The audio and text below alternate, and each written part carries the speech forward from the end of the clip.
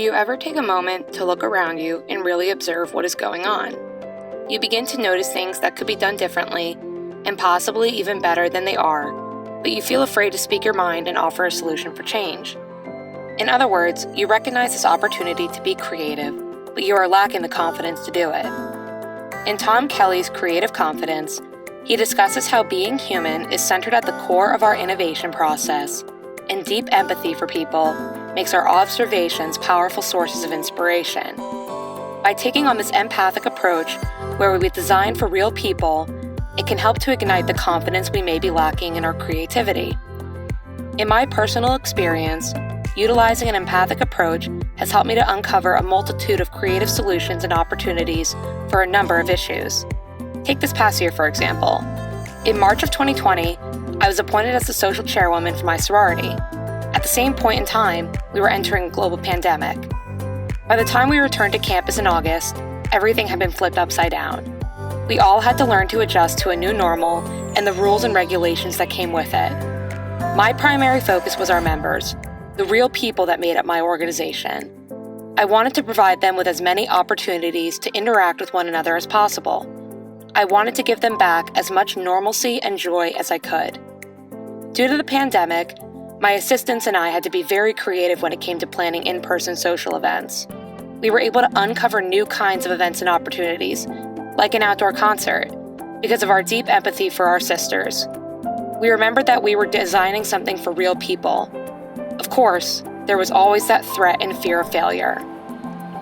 When it comes to our personal work, we are our own worst and biggest critics. For me, I am especially critical of my writing and my graphic design skills. I often find myself questioning if my work will be good enough or if it meets certain requirements and guidelines. I fear the possibility of failure and rejection.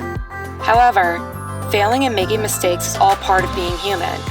In fact, failure should not be considered a weakness, but rather an advantage because it allows us an opportunity for learning and improvement. As Kelly discussed, some of history's most creative geniuses experienced failure time and time again. Thomas Edison recognized that an experiment that ends in failure is not deemed a failed experiment so long as constructive learning resulted from it. Edison stated that the real measure of success is the number of experiments that can be crowded into 24 hours. In learning from failure, we become more confident in our creative abilities because we better our skill set with each subsequent attempt or experiment. By noticing what isn't working in each attempt, you set prerequisites for creative solutions to fix the problem the next time around. Every time one of my ideas for a social event failed, it just caused me to be even more creative with my next concept.